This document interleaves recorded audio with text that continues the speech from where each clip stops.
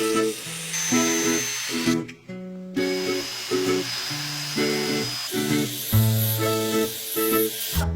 I impressed? I am blown away.